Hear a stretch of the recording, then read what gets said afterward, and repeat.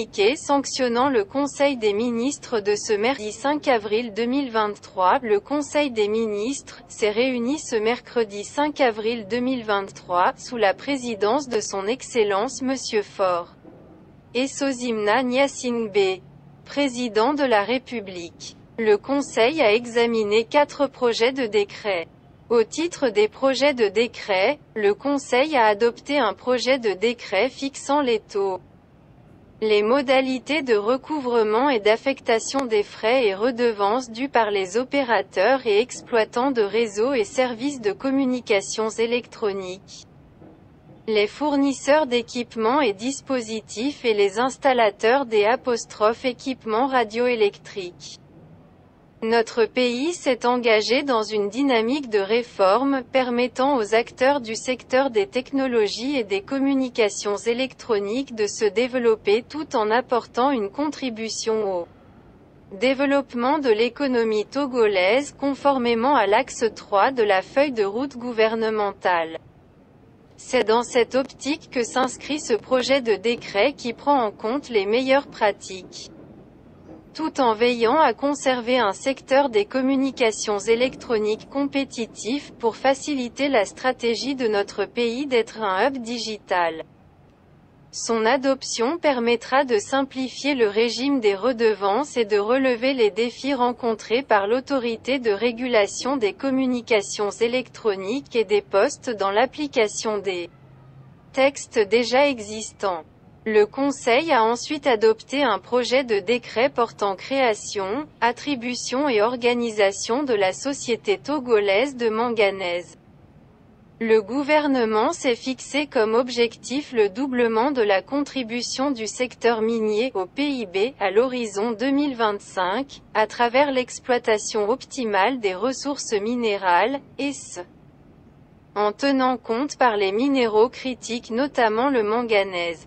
Dans ce cadre, ce projet de décret crée une société d'État connue, Société togolaise de manganèse, qui s'assurera de la valorisation du manganèse, en vue de développer la chaîne de valeur minière pour dynamiser la création des emplois et l'économie du pays conformément à l'axe STIG 2 de la feuille de route gouvernementale 2020 à 2025. Le Conseil a ensuite adopté un projet de décret déclarant d'utilité publique et autorisant les travaux de construction d'une centrale solaire photovoltaïque à Dapaon, dans le but de réduire la dépendance énergétique de notre pays, de promouvoir les énergies renouvelables, et d'augmenter notre capacité de production d'énergie. Le gouvernement a initié plusieurs programmes hydroélectriques et solaires, inscrits dans la feuille de route gouvernementale 2020 à 2025. Dans le cadre du renforcement de la souveraineté énergétique de notre pays, le gouvernement envisage la construction d'une centrale solaire d'une puissance de 30 MWc, sur une superficie de plus de 115 hectares. La mise en place de cette centrale s'inscrit dans le cadre du projet régional solaire d'intervention d'urgence.